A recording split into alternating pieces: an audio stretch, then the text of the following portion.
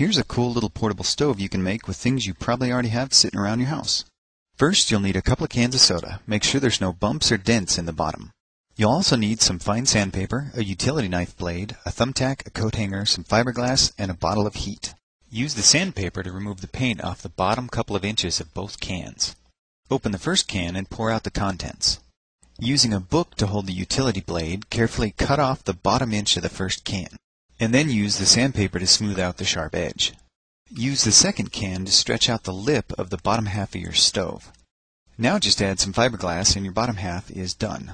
Make the top of your stove the exact same way. Before assembling the two pieces, you'll need to use the thumbtack to create a fill hole in the top half. Now comes the tricky part. Carefully place the top half inside the bottom as level as possible so the edges don't catch. Use a shim from the leftover piece of can if you're having problems getting it to fit. Once you have it lined up, squeeze it together as tightly as you can get it. Finally, use the thumbtack to create the fuel jets. Create a bunch of them evenly spaced around the top of your stove. If you don't already have a pot stand, you can quickly make one with the wire hanger. Just be sure to sand off the outer coating first. Now it's time to test it out. Slowly pour the heat into the stove, giving it time to drain through the fill hole. It doesn't take very much. A few tablespoons is enough to boil a pot of water. This type of can stove must be preheated for a second before the vapor pressure will sustain the jets. Once it's lit, put the pot stand over it and then you're ready to cook.